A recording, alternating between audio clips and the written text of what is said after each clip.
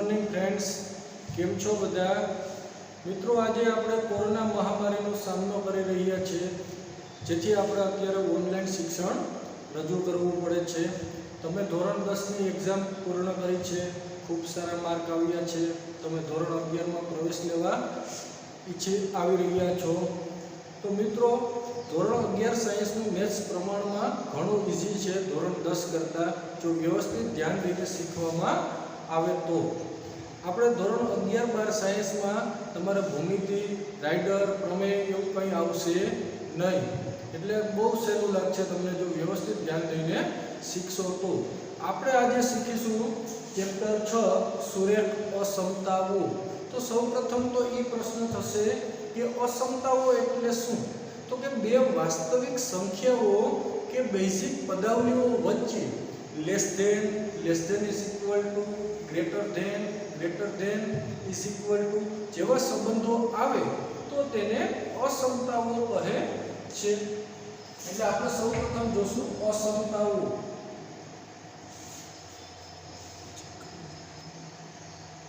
બે વાસ્તવિક સંખ્યાઓ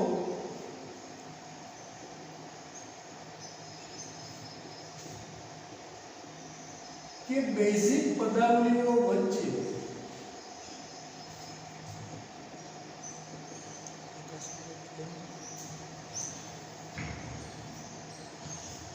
less than is equal to, greater than is equal to જેવા સંબંધો આવે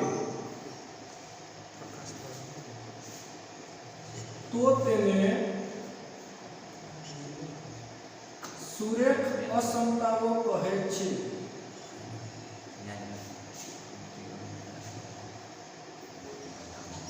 બે વાસ્તવિક સંખ્યાઓ કે બેઝિક પદાવલીઓ વચ્ચે આ ટાઈપના સંબંધો આવે તો તેને શું કહેવાય?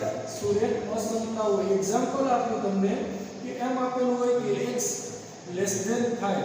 તો આનો મતલબ શું કે x ની કિંમત છે 5 થી કેવી થશે? નાની થશે. તો આ બે વાસ્તવિક સંખ્યાઓ, અથવા તો આમ લો કે x લેસ ધેન y, અથવા તો આમ લો કે 7 ગ્રેટર ધેન 2. તો બે બેઝિક પદાવલીઓ વચ્ચે સંબંધ આવ્યો લેસ ધેન, બે વાસ્તવિક સંખ્યાઓ વચ્ચે ગ્રેટર ધેન નો સંબંધ છે, તો આ બધાને શું કહેવાય? અસમતાઓ કહે છે. હવે આપણે જોશું અસમતાઓના પ્રકાર કેટલા છે. અસમતાઓના પ્રકાર. તો સૌપ્રથમ આપણે જોશું સાંખ્યિક અસમતા.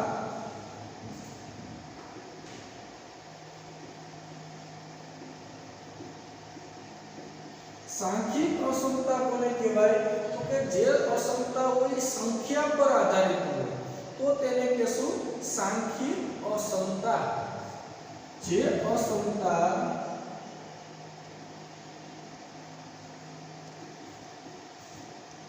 સંખ્યા પર આધારિત હોય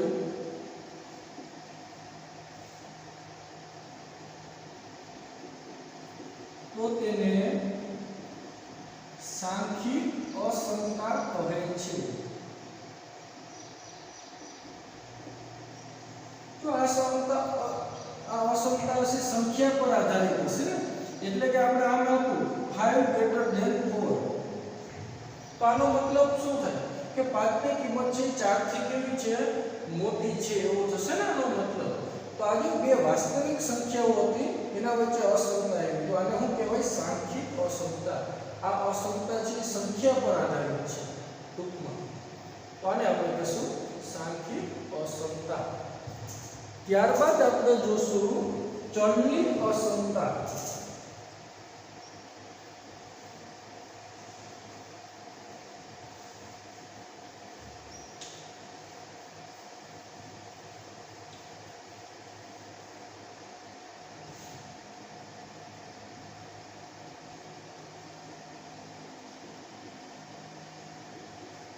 તો ચલની અસમતા કોને કહેવાય? તો કે બે ચલ વચ્ચે સંબંધ આવતો હોય, તો કે જે અસમતા હોય ચલ પર આધારિત હોય તો એને આપણે કહેવાય ચલની અસમતા કહે છે. કેના ઉપર આધારિત હશે? ચલ પર. સાંખ્યિક અસમતામાં શું હતું? તો કે અસમતા હતી કેના ઉપર આધારિત હતી? સંખ્યા પર આધારિત હતી.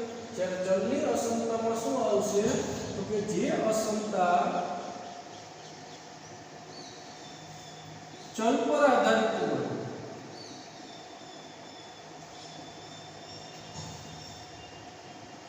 તો તેને ચલની અસમતા કહે છે।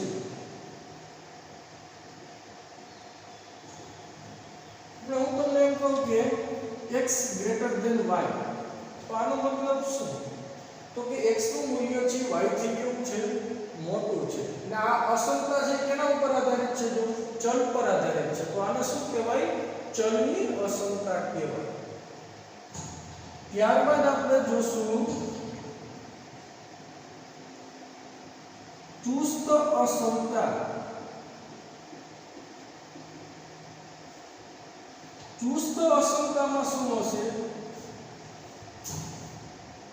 તો કે જે અસમતામાં લેસ ધેન કે ગ્રેટર ધેન આવેલું હોય તેવી અસમતાને આપણે ચુસ્ત અસમતા કહી શકાય। જે અસમતામાં શું આવેલું હોય? લેસ ધેન કે ગ્રેટર ધેન। જે અસમતામાં લેસ ધેન કે ગ્રેટર ધેન આવેલું હોય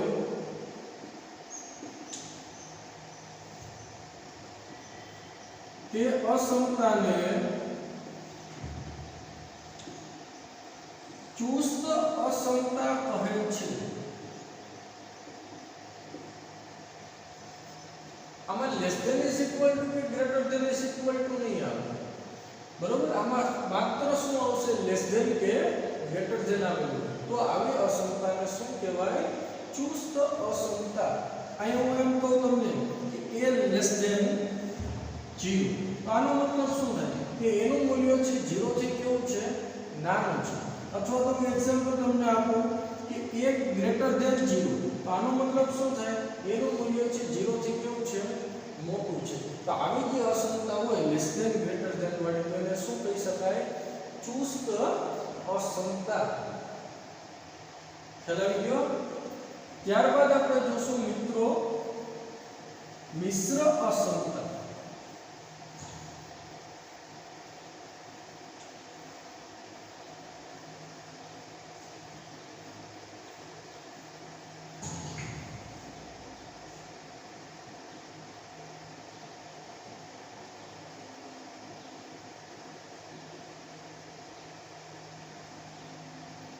મિશ્ર અસમતા કોને કહેવાય?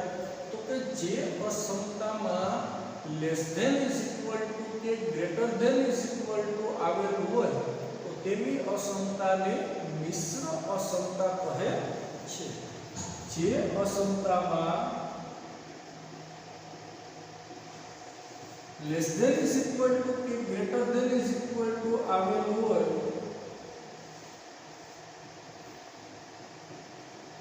તેવી અસમતાને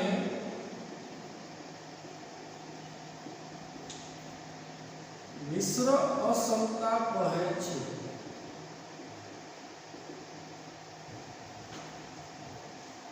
તો આપણે મિશ્ર અસમતાની ડેફિનેશન જોઈ છે કે અસમતામાં શું આવેલું હોવું જોઈએ? Less than is equal to કે greater than is equal to. આમાં લેસ ધેન કે ગ્રેટર ધેન મિશ્ર અસમતામાં આવશે નહીં। એટલે કે આપણે મિશ્ર અસમતા એક્ઝામ્પલ આપવામાં આવે તમને કે હું તમને એમ કહું કે x greater than is equal to 0, તો હું તમને એમ કહું કે x less than is equal to 5।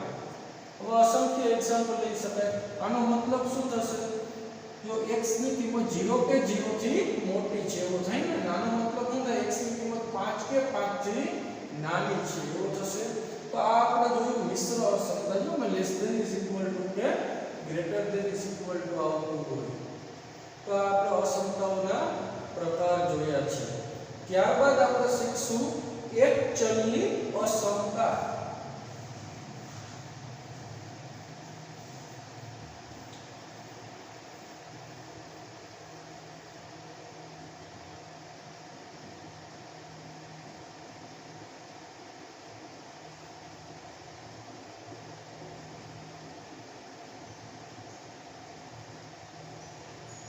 એક ચલની અસમતા એટલે શું?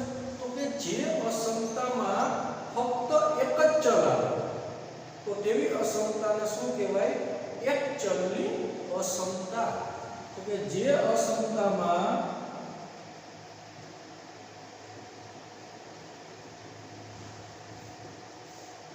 ફક્ત એક જ ચલ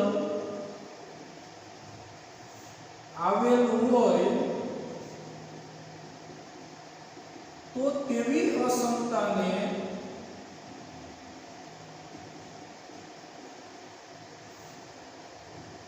એક ચલની અસમતા કહે છે.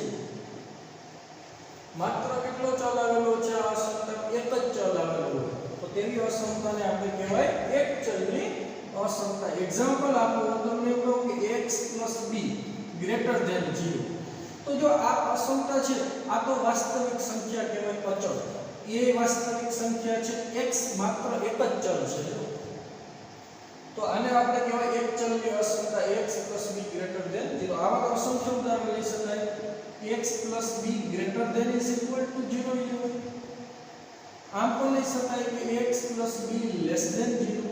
આમ પણ લઈ શકાય x + b લેસ ધેન = 0. તો જો આ બધી જ અસમતામાં ચલ કેટલો છે? માત્ર એક જ છે, x. આ ચેપ્ટરમાં આપણે ચલ કોને કહેશું? તો કે x અને y ને કહેશું. બાકી જે હશે બધી કેવી ગણશું? વાસ્તવિક સંખ્યાઓ. ખ્યાલ આવી ગયો? તો આપણે એક ચલની અસમતા જોઈ. ત્યારબાદ આપણે જોશું બે ચલની અસમતા. તો કે ખ્યાલ આવી જાય બધા મિત્રોને કે બે ચલની અસમતા કોને કહેવાય? તો કે જે અસમતાઓ એમાં ફક્ત બે ચલ આવેલા હોય તો તેવી અસમતાને શું કહેવાય? બે ચલની અસમતા કહેશું આપણે.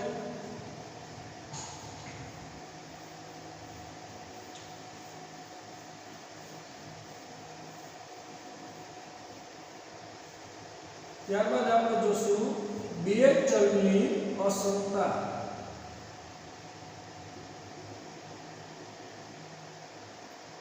તો કે જે અસમતામાં ફક્ત બે ચલ આવેલા હોય તો તેવી અસમતાને શું કહેવાય? બે ચલની અસમતા. જે અસમતામાં ફક્ત બે ચલ આવેલું હોય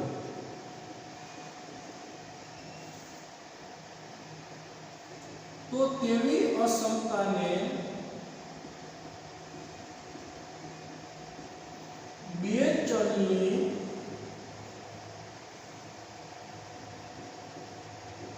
અસમતા કહે છે. કેટલા ચલ આવેલા હશે? બે ચલ. એક્ઝામ્પલ જોવાનું સરળતા ખાતર લઈએ તો આપણે શું લેશું? x + by greater than 0. જો આમાં ચલની સંખ્યા કેટલી છે? બે છે, x છે અને y છે. એ બી તો અચળ કહેવાય. તો આને આપણે શું કહેશું? બે ચલની અસમતા.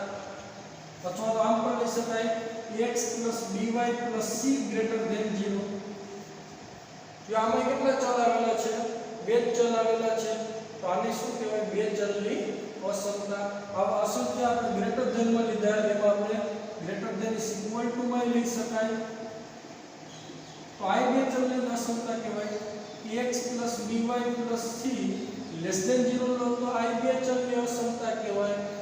x + by + c less than = 0 લેશો તો આ બે ચલની અસમતા કહેવાય. તો આ બધી જ અસમતાઓ છે એમાં ચલની સંખ્યા કેટલી છે? બધામાં માત્ર બે જ છે. તો આને આપણે કહેશું બે ચલની અસમતા. તો આ આપણે જોયું એક ચલની અસમતા અને બે ચલની અસમતા.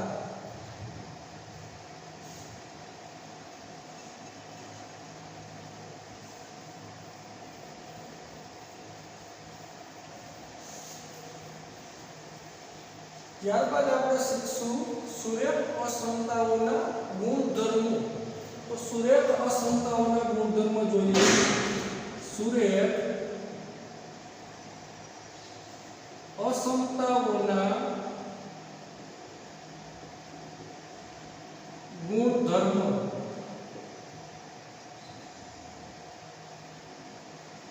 સુરેખ અસમતાઓના ગુણધર્મો આપણે જોશું તો એમાં પ્રથમ ગુણધર્મ છે કે જો a ગ્રેટર ધેન b હોય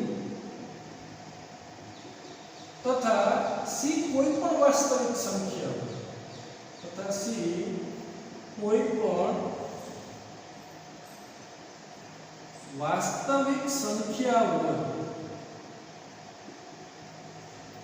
a ગ્રેટર ધેન b હોય અને c કોઈ પણ વાસ્તવિક સંખ્યા હોય તો જો આ a ગ્રેટર ધેન b છે એમાં બે બાજુ c ઉમેરો તો એને અસમતા નહીં બદલાય એટલે કે શું થશે a + c greater than b + c થાય અને આ a ગ્રેટર ધેન b માં બે બાજુ c બાદ કરો તો એની અસમતા નહીં બદલાય જે છે એ સ્થિતિમાં જ રહેશે એટલે કે અહીંયા શું આવશે તથા a - c greater than b - c બે બાજુ બાદ કર્યા છે તો અસમતા નહીં બદલે તો આ સૂર્ય અસમતાઓનો પ્રથમ ગુણધર્મ છે તો એક્ઝામ્પલ આપું તમને સરળતા ખાતર કે ભાઈ 5 ગ્રેટર ધેન 2 છે કે ભાઈ 5 છે બે બધા મોટી સંખ્યા હવે બે બાજુ 3 ને ઉમેરો મતલબ 3 બિલોંગ્સ ટુ r લો કે કોઈ વાસ્તવિક સંખ્યા મેં 3 લીધી છે r માં તો હવે આમાં બે બાજુ 3 ઉમેરો તો શું આવે 5 + 3 ગ્રેટર ધેન 2 + 3 થાય ને તો અહીં કેટલા આવશે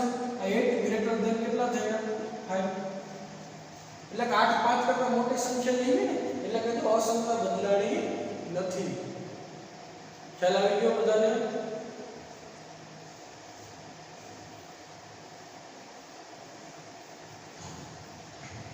હવે એના પછીનો ગુણધર્મ છે કે જો a ગ્રેટર ધેન b હોય તથા c ગ્રેટર ધેન 0 હોય તો જો a ગ્રેટર ધેન b હોય એની કિંમત છે b થી કેવી હોય મોટી હોય તથા c ગ્રેટર ધેન 0 હોય એટલે કે c નું મૂલ્ય 0 થી આપણે મોટું લઈએ અને હું આ અસમતાને બે બાજુ જો c વડે ગુણું તો અસમતા નહીં બદલાય અને બે બાજુ c વડે ભાંગવામાં આવશે તો કોઈ અસમતા નહીં બદલાય આ સુરેખ અસમતાઓનો ગુણધર્મ છે તો અહીંયા પહેલા આપણે c વડે ગુણીએ બંને સાઈડ તો શું આવશે તેથી ac ગ્રેટર ધેન bc થાય તથા ભાંગવામાં આવે તો શું આવે બે બાજુ c વડે તથા a/c greater than b/c c greater than 0 હોય તો આ વસ્તુ થશે ac ની કિંમત છે bc થી કેવી થશે મોટી અને a/c ની કિંમત કેવી થશે b/c થી મોટી થાય પણ જો હું લેસ ધેન 0 લઈ લઉં તો શું થાય એ જોવાનું છે આપણે કે જો a ગ્રેટર ધેન b તથા c લેસ ધેન 0 હોય તો શું થાય તો જો હું બે વાર c લેસ ધેન 0 એટલે આ c સંખ્યા છે 0 થી નાની છે એટલે આપણે કેવી લઈએ છીએ ઋણ લઈએ છીએ જો ઋણ સંખ્યા લેશું તો શું થાય અસમતા બદલાશે આને હું c વડે ગુણું ને કોઈ અસમતા બદલાઈ જાય અને આને c વડે ભાંગવામાં આવે કોઈ અસમતા શું થશે બદલાશે એટલે મારા બાજુ જોઈને હું ઊભી છે તો સામે વહી જશે એટલે કે ગ્રેટર ધેન છે તો શું થઈ જશે લેસ ધેન થઈ જશે એટલે કે જો આ તો આ શું કરે c વડે આપણે શું કર્યું છે c વડે ગુણીએ 0 થી નાની સંખ્યા વડે ગુણીએ છીએ તો આ ac લેસ ધેન શું થઈ જાય bc થઈ જાય તથા c વડે ભાંગવામાં આવે તો શું થઈ જશે ન્યાય અસમતા બદલે a/c લેસ ધેન શું થઈ જાય b/c શું કામ એ અસમતા બદલાવી પડે જો તમને સિમ્પલ ઉદાહરણ આપું તો હું એક સંખ્યા લઉં 8 છે 8 ગ્રેટર ધેન 2 લેતા એટલે કે 8 ની કિંમત છે 2 થી મોટી છે તથા c લેસ ધેન 0 આપેલું છે એટલે કે -2 લો -2 લેસ ધેન 0 લેતા એટલે કે c ની કિંમત હું -2 લઉં છું હવે બે બાજુ ગુણાકાર કરો તો જો શું થાય અસમતા ના બદલાવું તો 8 * -2 ગ્રેટર ધેન 2 * -2 તો આ -16 ગ્રેટર ધેન -4 આ વસ્તુ શક્ય છે મિત્રો -16 ની કિંમત છે -4 થી મોટી કહેવાય ન થાય ને તો અસમતા ખોટું બતાવે ને એટલા માટે આપણે અસમતાને શું કરવું પડે બે બાજુ જો ઋણ સંખ્યા વડે ગુણીએ તો આપણે શું થાય અસમતા બદલાવી પડે ખ્યાલ આવી ગયો અને ભાગવામાં આવશે તો આ જ વસ્તુ થશે કે જો આને -2 વડે બે સાઈડ ભાંગું તો શું આવશે 8 ના છેદમાં -2 ગ્રેટર ધેન 2 ના છેદમાં -2 એટલે આ -4 ગ્રેટર ધેન -1 તો -4 છે એ -1 થી મોટી સંખ્યા છે નથી ને -1 થી મોટી સંખ્યા તો આપણે કહી શકાય કે આ અસમતા ખોટું બતાવે છે એટલા માટે આપણે એમાં શું કર્યું અસમતા બદલાવી પડે એટલે આપણે જો a ગ્રેટર ધેન b તથા c લેસ ધેન 0 હોય અને બે બાજુ c વડે ગુણ તો અસમતા બદલાવી પડશે c વડે બેને ભાંગવામાં આવે તો અસમતા શું થાય બદલાશે પછી લેસ ધેન 0 હોય તો c ની કિંમત ગ્રેટર ધેન 0 હોય 0 થી મોટી ધન તો કઈ બદલાવવાની જરૂર નથી તો એમને જ રહેશે ખ્યાલ આવી ગયો બધાને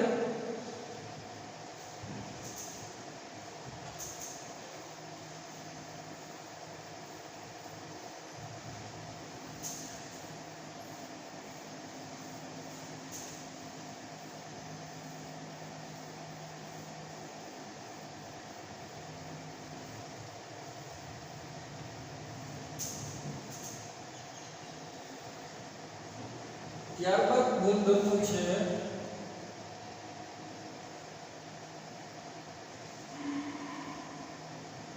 કે જો a ગ્રેટર ધેન 0 હોય તો ઇમ્પ્લાઇઝ માઈનસ a ની કિંમત કેવી થાય કે a ગ્રેટર ધેન 0 છે a ની કિંમત 0 થી મોટી છે બે બાજુ -1 વડે ગુણો તો આપણે હમણાં શીખી ગયા અસમતા શું થાય બદલાય તો a ગ્રેટર ધેન 0 તો માઈનસ a ની કિંમત કેવી થશે 0 થી નાની થાય કેમ કે બે બાજુ -1 વડે ગુણો એટલે અસમતા બદલાય આપણે હમણાં શીખી ગયા અને ત્યારબાદ જો a ગ્રેટર ધેન b તથા b ગ્રેટર ધેન c તો શું થાય કે જો a ની કિંમત છે b થી મોટી છે b ની કિંમત છે c થી મોટી છે તો a ની કિંમત c થી કેવી થાય નાની થાય કે મોટી થશે એની જો c કરતા b મોટો છે b કરતા a મોટો છે તો c કરતા a કેવો થાય મોટો થાય ને એટલે મોટો કરવો તો અહીંયા શું લખવું પડે ગ્રેટર ધેન લખવું પડે એટલે કે જો a ગ્રેટર ધેન b તથા b ગ્રેટર ધેન c તો a ગ્રેટર ધેન શું થાય c થાય તો આ સુલભ અસમતાઓના સામાન્ય ગુણધર્મો હતા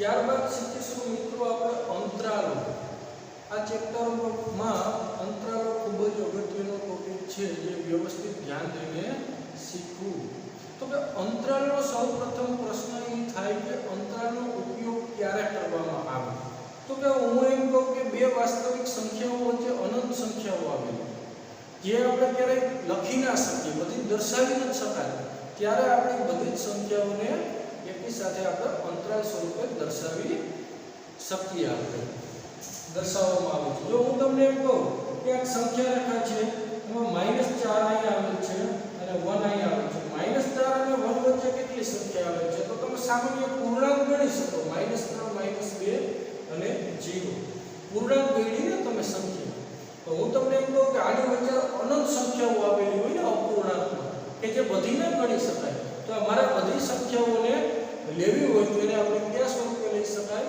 અંતરાલ સ્વરૂપે એટલે આપણે અંતરાલનો ઉપયોગ કરીએ છીએ બધી સંખ્યાઓ લખી નથી શકાતી આટલા માટે બરાબર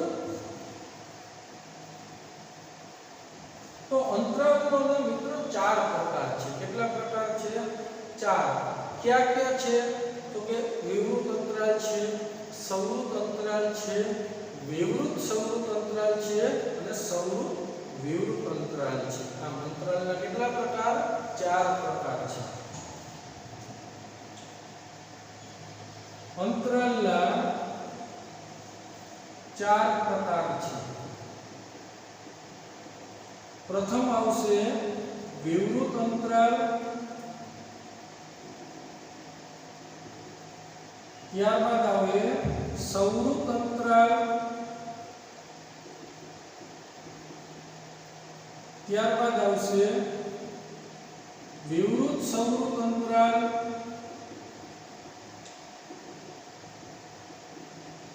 અને ત્યારબાદ આવે સંવૃત વિવૃત અંતરાલ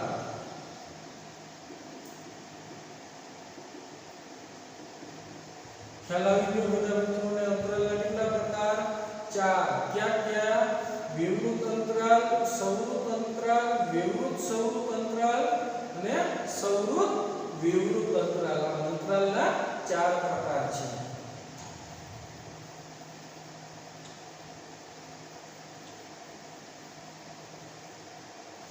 તો સૌપ્રથમ આપણે એમાં શીખીશું કે વિવૃત અંતરાલ કોને કહેવાય.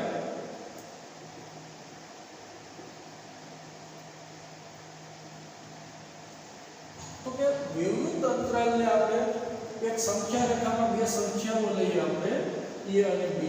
આપણે a અને b નો સમાવેશ નથી કરવો એટલે પોલા વર્તુળ રાખશું. એની વચ્ચેની બધી સંખ્યાઓને સમાવવી છે.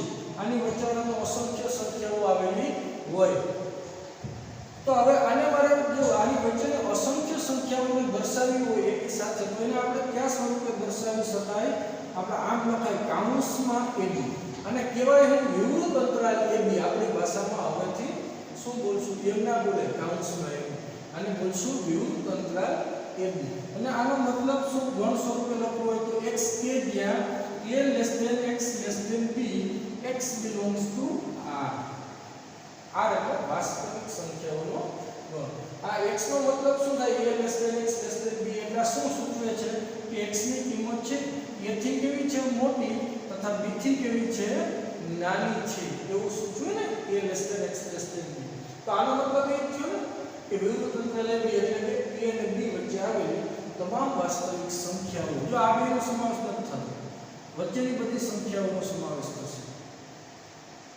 આ સંકેત સ્વરૂપે લખ્યો વિવૃત અંતરાલ અને આ ગણ સ્વરૂપે લખેલો છે. આનો અર્થ શું થશે. વિવૃત અંતરાલ ab નો અર્થ થાય કે a તથા b વચ્ચે આવેલી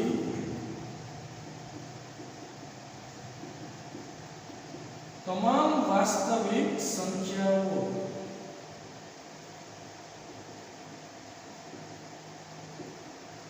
આનો અર્થ કેવો થશે કે જો આ x ની કિંમત છે a થી મોટી અને b થી કેવી છે નાની છે એટલે વચમાં તો a થી મોટી b થી નાની તો અસંખ્ય કિંમતો આવે ને આ બેની વચમાં. તો આનો મતલબ શું થશે નો અર્થ થાય કે a તથા b વચ્ચે આવેલી તમામ વાસ્તવિક સંખ્યાઓ. તો હું તમને એક એક્ઝામ્પલ આપું. તમને એમ કહું કે વિવૃત અંતરાલ -3 1.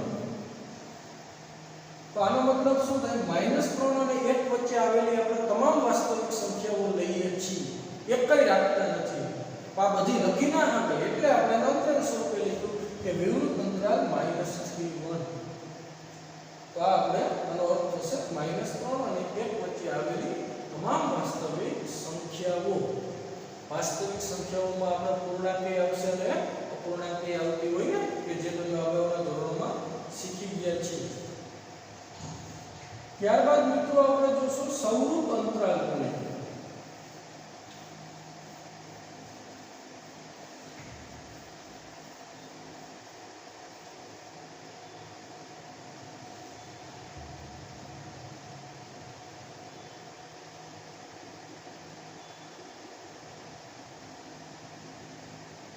સૌરૂપ અંતરાલને જો મારે સંખ્યા રેખા ઉપર નિરૂપણ કરવો હોય તો એને આપણે આ રીતના કરશું. આમાં અહીંયા a છે અને અહીંયા શું છે b. a અને b વચ્ચેની બધી સંખ્યાઓ તો આવતી જ હોય પણ અહીંયા સૌરૂપ છે એટલે અહીં બે જગ્યાએ હું ઘાટું વર્તુળ દોરીશ કેમ કે આ બે સંખ્યાઓનો સમાવેશ થતો હોય સૌરૂપ અંતરાલમાં. જ્યારે ઉપર આપણે વિવૃત અંતરાલ જોયો તો એમાં વચ્ચેની બધી સંખ્યાઓનો સમાવેશ થાય પણ આ બેનો નહોતો થતો. જ્યારે સૌરૂપમાં શું થાય વચ્ચેની તો આવતી જ હોય પણ આ બે સંખ્યાઓનો એમાં સમાવેશ થતો હોય તો જ એને સૌરૂપ અંતરાલ કહેવાય. આ સૌરૂપ અંતરાલને આપણે સંકેતમાં લખવું હોય તો એને આપણે દર્શાવીએ બ્રેકેટમાં ab. બોલાય આવે બ્રેકેટમાં ab મોટો બ્રેકેટ ab. આને બોલાઈશું સૌરૂપ અંતરાલ ab. આનો સૌરૂપ અંતરાલ ab ને ગણ સ્વરૂપે લખવું હોય તો શું લખાય x કે જ્યાં x ની કિંમત છે કેવી છે a અને b જેવડી કે આ બેની વચ્ચેની એવું થાય ને. તો આનો મતલબ શું થાય x કે જ્યાં a less than is equal to x less than is equal to b x belongs to r. આને સૌરૂપ આને ગણ સ્વરૂપે આપણે લખેલું કહેવાય. એટલે આનો મતલબ શું થાય a less than is equal to x less than is equal to b. એટલે આ જેનો મતલબ થશે કે x ની કિંમત a થી મોટી a જેવડી કે a થી મોટી છે તથા b જેવડી કે b થી નાની. એટલે વ્યવસ્થિત ભાષામાં બોલવું હોય તો શું બોલાય કે x ની કિંમત છે એ શું છે તો કે a અને b વચ્ચે આવેલી તમામ વાસ્તવિક સંખ્યાઓ તેમજ a અને b છે કેમ કે તો આનો અર્થ શું થશે સંવૃત અંતરાલ ab નો अर्थ થાય કે a તથા b વચ્ચે આવેલી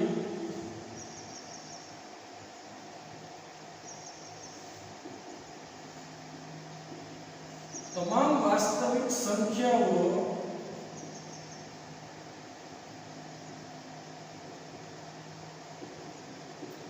તેમજ a અને b ને પણ સમાવે છે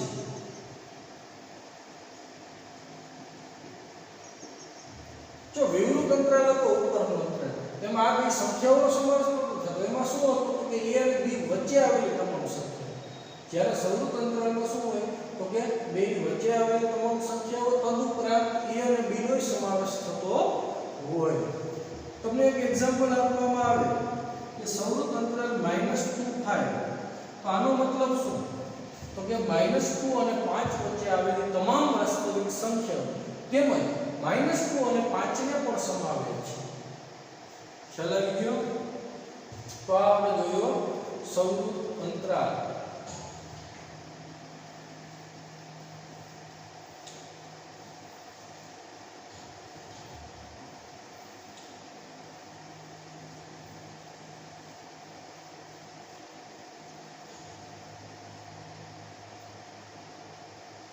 ત્યારબાદ આપણે જોશું વિવૃત સંવૃત અંતરાલ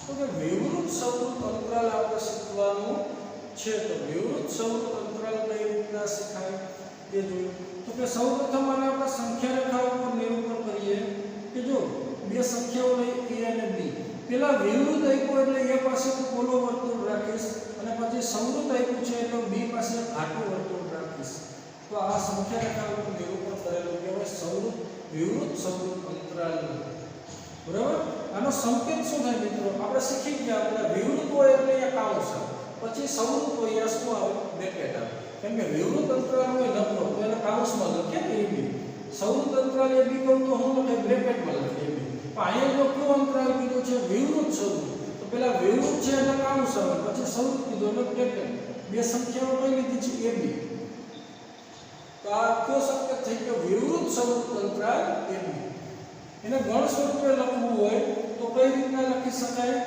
તો કે x કે જ્યાં a લેસ ધેન x જો b પાસે સંવૃત છે એટલે અહીં શું કરવું પડે less than is equal to b x belongs to r આનો મતલબ શું થાય a less than x less than is equal to b નો તો કે x ની કિંમત છે કેવી છે a થી મોટી તથા b કે b થી નાની છે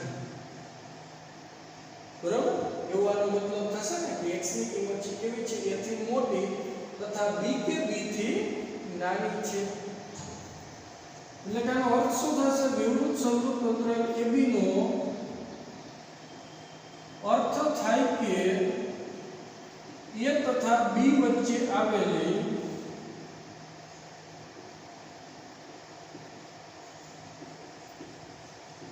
તમામ વાસ્તવિક સંખ્યાઓ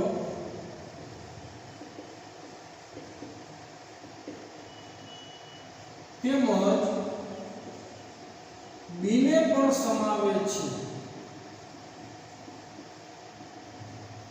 આ વિવૃત સંવૃત અંતરાલ ab નો અર્થ થાય કે a તથા b વચ્ચે આવેલી તમામ વાસ્તવિક સંખ્યાઓ તેમજ કોને સમાવશે તો કે તેમજ b ને પણ સમાવે છે હું તમને એક એક્ઝામ્પલ આપું કે હું તમને એમ કીધું હતું કે 2 વિવૃત સંવૃત અંતરાલ 2 થાય તો આનો મતલબ શું થાય કયો છે તો કે 2 અને 5 વચ્ચે આવેલી તમામ વાસ્તવિક સંખ્યાઓ જેટલી આવતી હોય તેમજ કોનો સમાવેશ થાય જો 5 પાછળ સંવૃત અંતરાલ છે એટલે કે તેમજ 5 ને પણ સમાવે છે આનો અર્થ શું થાય તો હવે આપણે ત્યારબાદ જોશું હવે તમને ખ્યાલ આવી ગયો હોય કે સંવૃત વિવૃત અંતરાલમાં શું આવતું હશે તો હવે આપણે જોશું સંવૃત વિવૃત અંતરાલ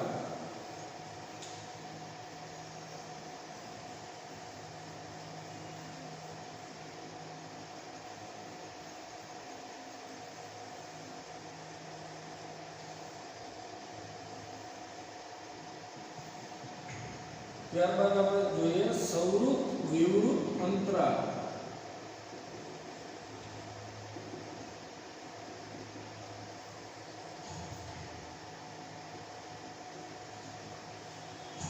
तो संवृत विवृत अंतरालમાં શું આવશે એ જોઈએ। પહેલા આપણે સંખ્યા રેખા ઉપર નિરૂપણ કરવું છે કે અહીંયા બે સંખ્યા છે, અહીંયા b છે।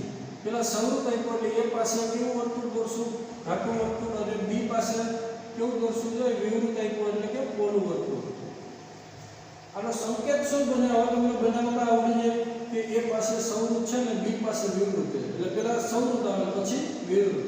કૌંસમાં હું લખશું, અંદર લખશું ab, બોલાઈશું संवृत विवृत अंतराल AB। आनो गण स्वरूपे लखવું તો શું લખાય, x કે જ્યાં a, જો a પાસે સંવૃત છે એટલે શું લખાય, a less than is equal to x less than, b પાસે વિવૃત છે એટલે less than b, x belongs to r। તો આને આપણે કહેશું સંવૃત વિવૃત અંતરાલ। આનો મતલબ શું થાય, a less than is equal to x less than b, તો કે આ થશે કે x ની કિંમત છે a જેવડી કે a થી મોટી તથા b થી કેવી છે, નાની છે, એવો મતલબ થાય। તો સંવૃત વિવૃત અંતરાલ AB નો અર્થ થાય કે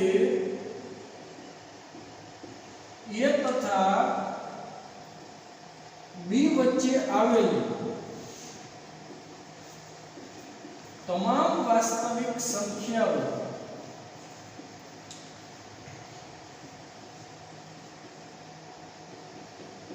તેમજ કોને સમાવે, a પાસે સંવૃત અંતરાલ છે તો તેમજ એને સમાવે છે। તો આ આપણે જોયો સંવૃત વિવૃત અંતરાલ। તમને એક એક્ઝામ્પલ આપવામાં આવે તો હું એમ કરું કે સંવૃત વિવૃત અંતરાલ 2 8। તો આનો મતલબ શું થાય, હવે તમને ખ્યાલ જ હોય કે 2 તથા 8 વચ્ચે આવેલી તમામ વાસ્તવિક સંખ્યાઓ તેમજ કોને સમાવે, તો તેમજ 2 ને પણ સમાવે છે।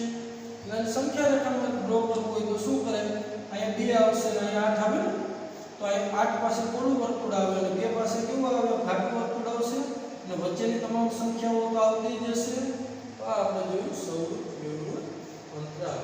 આમ આપણા અંતરાલના 4 પ્રકાર હતા, વિવૃત અંતરાલ, સંવૃત અંતરાલ, વિવૃત સંવૃત અંતરાલ અને સંવૃત વિવૃત અંતરાલ। તો આપણે જોઈએ ચારેય પ્રકાર।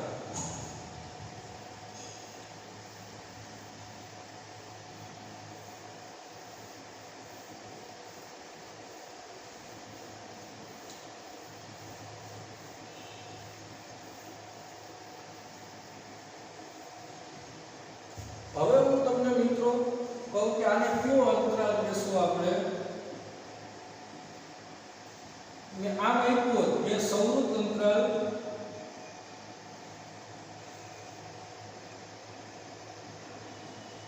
અને કયો અંતરાલ કહેવાય, તો કે સંવૃત અંતરાલ -2 8। આનો મતલબ શું થાય, તો કે -2 તથા 8 વચ્ચે આવેલી તમામ વાસ્તવિક સંખ્યાઓ, -2 અહીંયા આવે 8 અહીંયા આવશે, આ તમામ વાસ્તવિક સંખ્યાઓ તેમજ -2 અને 8 ને પણ સમાવે છે, એટલે અહીં કેવું વર્તુળ દોરશું, ઘાટું। આ બધી સંખ્યાઓનો આ અંતરાલમાં સમાવેશ થતો હોય। મેં આ આપ્યું કે વિવૃત અંતરાલ -2 8। તો આમાં શું આવશે સંખ્યા રેખા ઉપર, તો -2 અહીંયા આવે, 8 અહીંયા આવશે, આ -2 અને 8 નો સમાવેશ થાય ન થાય, આવશું એટલે ન થાય, તો વચ્ચેની તમામ સંખ્યાઓનો સમાવેશ થાય ને, એટલે કે -2 તથા 8 વચ્ચે આવેલી તમામ વાસ્તવિક સંખ્યાઓનો સમાવેશ થાય। આ બેનો થશે નહીં, એ બેનો કેમાં થયો, સંવૃતમાં થયો। અને કયો અંતરાલ કહેવાય મિત્રો, સંવૃત વિવૃત અંતરાલ કહેવાય ને। એટલે સંવૃત વિવૃત અંતરાલ હોય અને સંખ્યા રેખા ઉપર નિરૂપણ કરવું હોય તો શું કરાય, -2 અહીંયા આવશે, 8 અહીંયા આવે, -2 પાસે સંવૃત છે ત્યાં કેવું વર્તુળ આવે, ઘાટું, અને 8 પાસે કેવું આવશે, વિવૃત છે એટલે પોલું, અને વચ્ચેની તમામ સંખ્યાઓ તો આવે જ। -2 તથા 8 વચ્ચે આવેલી તમામ વાસ્તવિક સંખ્યાઓ તેમજ -2 ને પણ સમાવતું હોય। અને આને કયો અંતરાલ કહેવાય, તો કે આને આપણે કહીશું વિવૃત સંવૃત અંતરાલ -2 8। હવે સંખ્યા રેખા ઉપર નિરૂપણ કરવું હોય તો -2 અહીંયા 8 અહીંયા -2 પાસે લીધું એટલે પોલું વર્તુળ 8 પાસે સૌથી એટલે ઘાટું વર્તુળ આવશે અને વચ્ચેની તમામ સંખ્યાઓ તો આવતી જ હોય એટલે આનો મતલબ શું થાય -2 તથા 8 વચ્ચે આવેલી તમામ વાસ્તવિક સંખ્યાઓ તેમજ કોનો સમાવેશ થાય 8 નો સમાવેશ થાય મિત્રો એક વસ્તુ ખાસ ધ્યાનમાં લેવાની કે અંતરાલ આપ્યા હોય એટલે પહેલી કિંમત કરતાં બીજી કિંમત છે એ હંમેશા મોટી હોવી જોઈએ તો જ એને અંતરાલ કહી શકાય બાકી કહી શકાય નહીં હવે હું તમને એક એક્ઝામ્પલ આપું સરળતા ખાતર કે આમ આપ્યું હતું 8 - 2 તો તમારે આને એમ ના કહેવાય કે આ વિરુદ્ધ અંતરાલ આપેલો છે 8 - 2 આ અંતરાલ જ નથી આપ્યો હંમેશા આ કિંમત કરતાં આ કિંમત કેવી હોવી જોઈએ મોટી હોવી જોઈએ જો 8 છે -2 કરતાં કઈ 8 કરતાં -2 મોટી કિંમત છે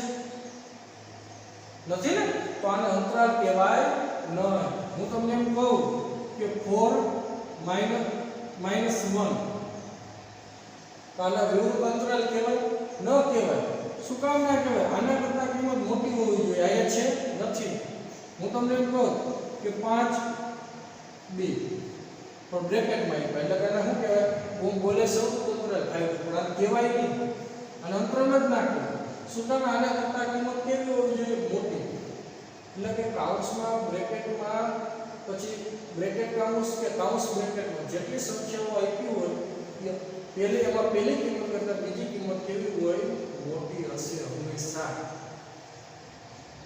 બરાબર તો જ એને આપણે અંતરાલના નામ આપી શકાય અને અંતરાલ કહી શકાય બાકી કહી શકાય નહીં એટલે આ ટાઈપનું આપેલું હશે પહેલે કરતાં બીજી કિંમત નાની આપી હશે તો એને આપણે અંતરાલ કહેશું નહીં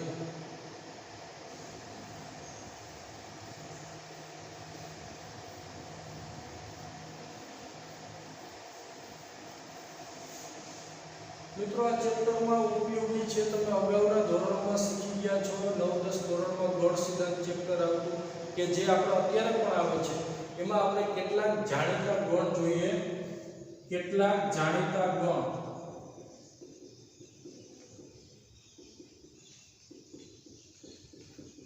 થોડાક આ ચેપ્ટરમાં ઉપયોગી છે તો આપણે થોડા ગણ વિશે પરિચય મેળવીએ એમાં સૌપ્રથમ આવશે n ને કેવી સંખ્યાઓનો ગણ કહેવાય તો કે પ્રાકૃતિક સંખ્યાઓનો ગણ આપણે અગાઉ શીખી ગયા છીએ તો કે પ્રાકૃતિક સંખ્યાઓનો ગણ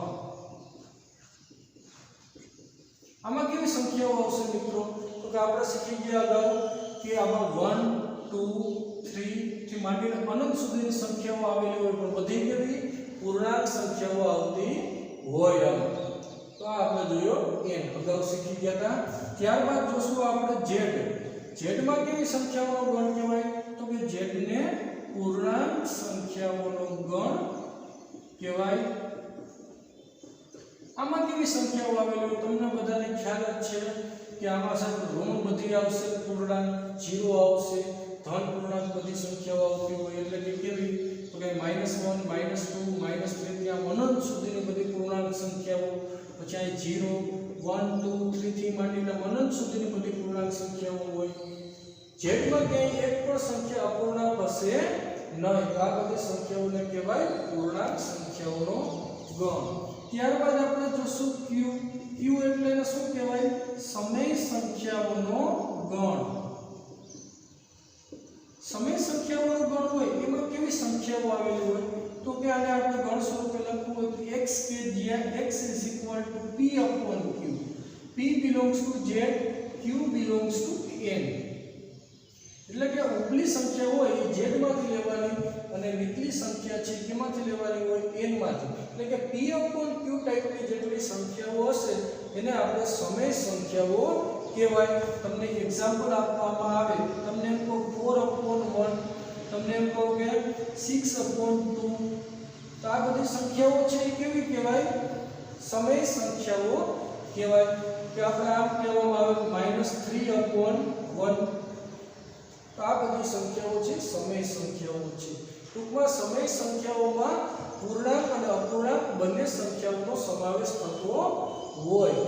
ત્યારબાદ આપણે જોશું i. i ને કેવી સંખ્યાઓનો ગણ કહેવાય? i તો કે i છે એને અસમય સંખ્યાઓનો ગણ કહેવાય.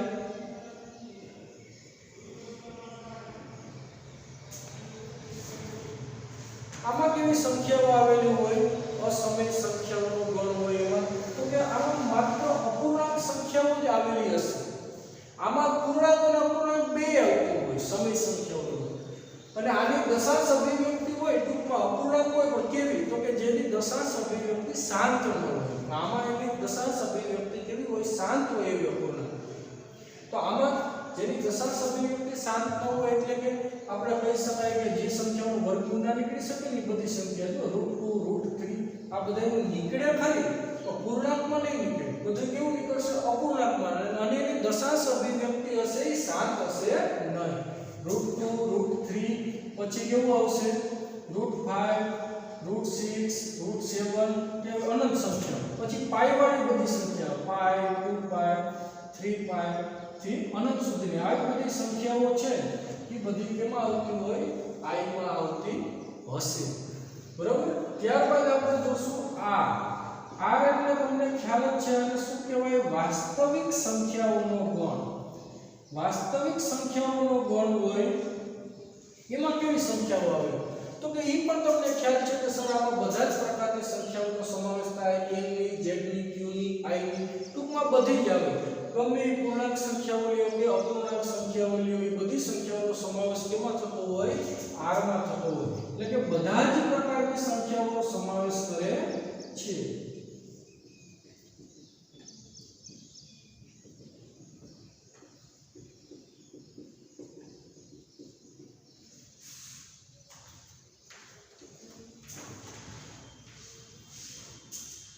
આમાં શું હશે તો કે બધી પૂર્ણાંક જાળો પર કેવી ધન. આમાં કેવી આવશે? ઋણ પૂર્ણાંક, ધન પૂર્ણાંક અને 0. q માં કેવી સંખ્યાઓ હોય તો કે પૂર્ણાંક અને અપૂર્ણાંક બંને આવશે. પણ એની અપૂર્ણાંક આવતી હોય તો એની દશાંશ અભિવ્યક્તિ કેવી હોય? શાંત આવતી હશે. અને આમાં બધી કેવી સંખ્યાઓ આવશે? અપૂર્ણાંક જ આવશે. અને એમાં કે અપૂર્ણાંક સંખ્યામાં એક દશાંશ અભિવ્યક્તિ હશે એ શાંત ન હોય. બરાબર. અને r માં શું હોય તો કે બધા જ પ્રકારની સંખ્યાઓનો સમાવેશ થાય છે. ચાલો મિત્રો આજે આપણે આટલું રાખશું. હવે નેક્સ્ટ લેક્ચરમાં આપણે શીખશું